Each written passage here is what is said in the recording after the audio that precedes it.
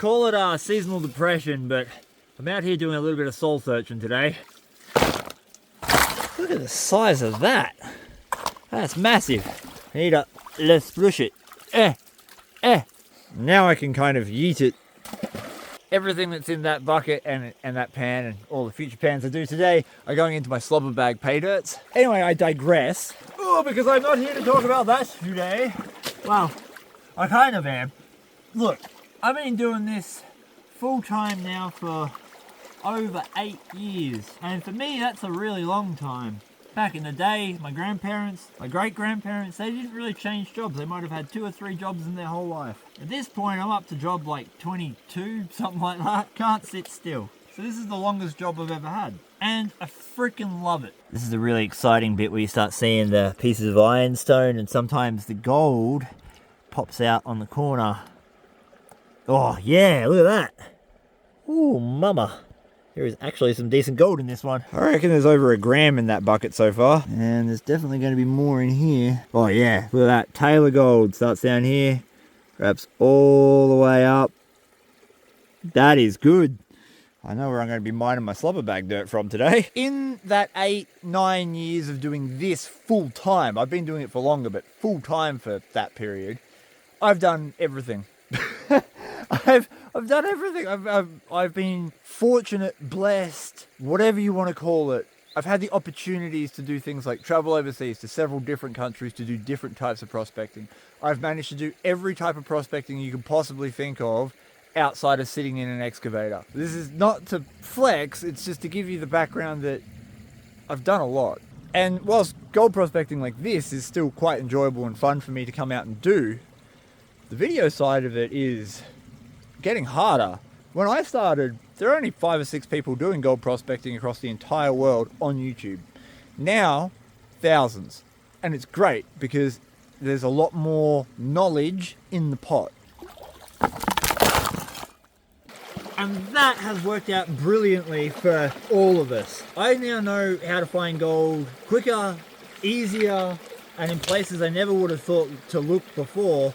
Not just because of my own personal experience out here, but because of everyone else sharing their collective observations. That's a powerful tool to have. But from a job perspective, it's difficult. The market's now saturated. So making a living off something like Facebook is almost impossible compared to what it was back in the day. That is largely in part to Facebook doing some really dodgy stuff. There'll be gold. There should be gold. I dug it from the same spot. Oh yeah. Oh yeah. Yeah. We got wire gold. Hey, that's kind of cool. You don't see that very often. Get in the bucket.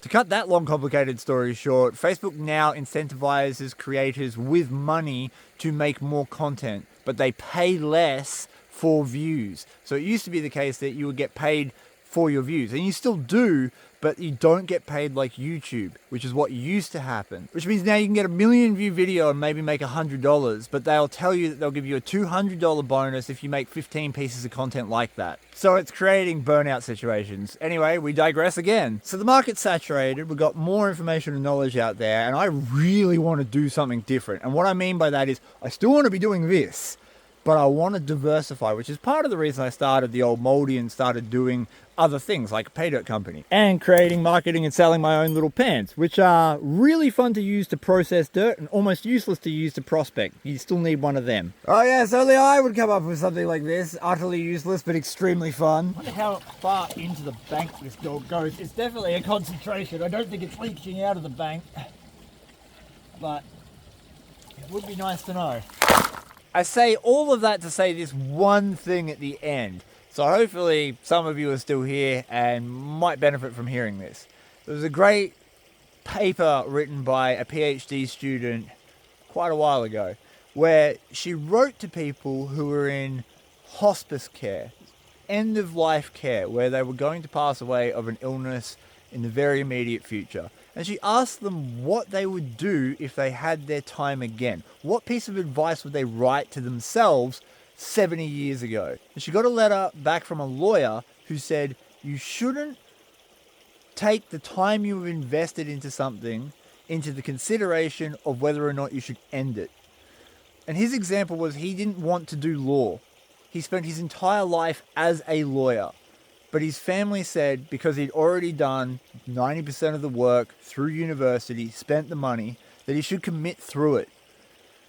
And obviously that has its place. Sometimes you need to push through those barriers. Sometimes you need to keep grinding even though it's not quite working at the moment. But if it truly isn't for you, then you should be thinking about not just the fact that you may have spent a lot of time doing something, but the costs of not changing. And it's with what that gentleman said, you have to think of it more like this.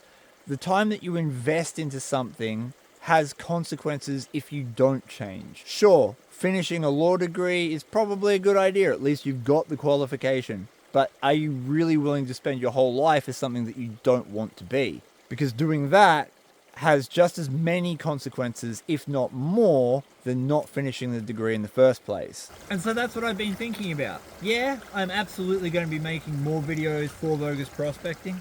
I love it. I love sharing the adventure. I love talking to fans. I love finding gold and being able to put that across the world for people to enjoy. But at the same time, I know that I also want to experience other things in my life.